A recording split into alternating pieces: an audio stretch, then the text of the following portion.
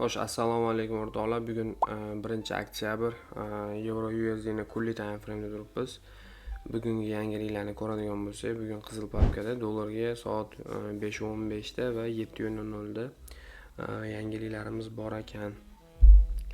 Xo'sh, kunlik time frame ga e'tibor bersak, kechagi candle sweep'idan kelgan o'rtancha time frame da marketda MSS bo'lmadi, ya'ni PDRI zonaga birinchi kelgan candle ikkinchi candle yechyapti, to'g'rimi? Mana birinchi PDRI zona bu IFVG ni olayotgan edik.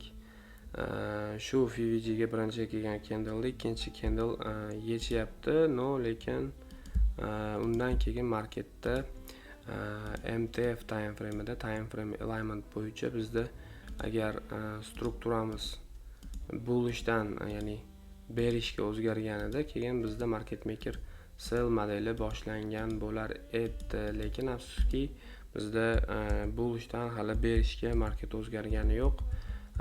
Bugun katta ehtimol bilan agar bearishga harakat boshlansa, ya'ni kun candle ko'radigan bo'lsak, candle shetda ochilib tepaga manipulyatsiya qilayotgan bo'lib, keyin pastda tanasi yopiladigan bo'lsa, to'g'rimi? Undan keyin bizda ertangi kundan o'sha market maker sell modeli bilan biz o'sha pastdagi tashqi kursiyimizga pozitsiya qarab ko'rsak bo'ladi. Bu ham MTF da MSS dan kelgan, agar candle pastda tepaga manipulyatsiya qilib o'tgan kunni high'ini olib, ya'ni sell stoplarni olish bo'lsa plani va o'sha MTF time frame da bizda ya'ni MSS bo'ladigan bo'lsa, undan keyin biz o'sha market maker sell modelini ko'ramiz. Hozircha bullishmiz desak, daily time frame strukturasi bearishda. Endi bearish bo'lamiz desa, MTF hali bearishga tayyor emas. 1 soatlik time frame ga tushadigan bo'lsa, 1 soatlik time frame da e'tibor berasizlar. Hozir men kunliknikini olib qo'yay. Ana eski FVG, ya'ni IFVG da qolib ketib qolibmiz. Shuni olamiz endi.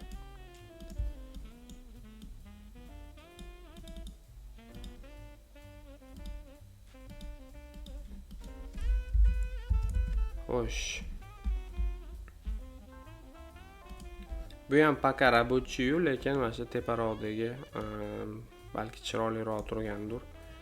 Shuni endi 5 qilib ko'k qilib qo'ysak. Okay. Endi MTF time frame ga e'tibor bersanglar, bizda hali ham strukturamiz bullish, ya'ni hali bearishga o'zgargani yo'q. Oxirgi strukturamizda ham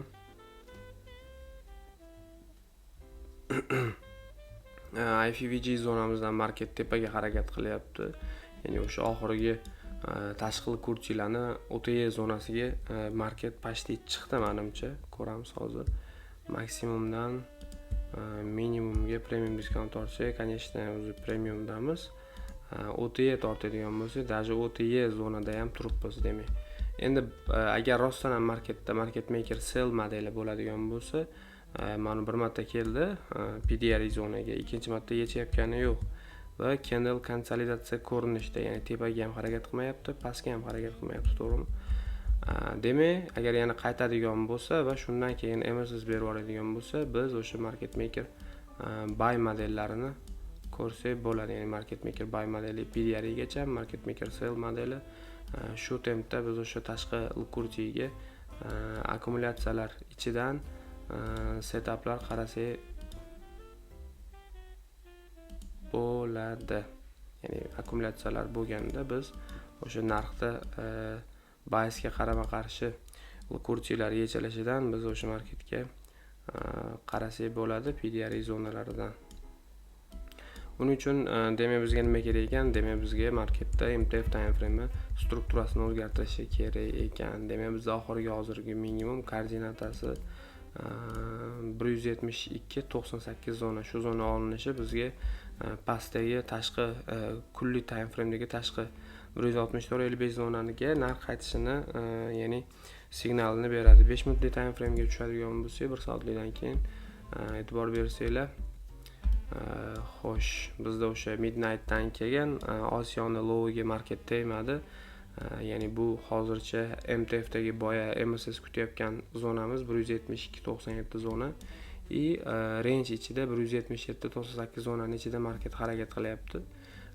Bu harakat o'sha boya ko'rganimiz chap tarafdagi PDRI zonaga kelgan buy side kursilarni olgani uchun narxda korreksiya bo'lgan, ya'ni buy side kursini bu candle oldi, yechgan candleni ham yechib, undan keyin struktura bo'yicha narx ichki 1 soatlik time frame'dagi ichki PDRI zonaga, ya'ni ichki kursiga harakat qilyapti-da va o'sha ichkidan reaksiya olib, e'tibor bersanglar, mana zonada low resistance kursini yig'yapti. Ya'ni bu puls bilan pastga tushib ketadi deyishga ham bitta ishora bo'lishi mumkin, lekin biz qanaqadir ishoralar, tasodiflar, omadlarga tayanmaymiz. To'g'ri, mendan kimdirlar mana PDRI zonalardan pozitsiya qarab ko'rayotgandir. Yaxshi omadini bersin, agar o'xshasa zo'r.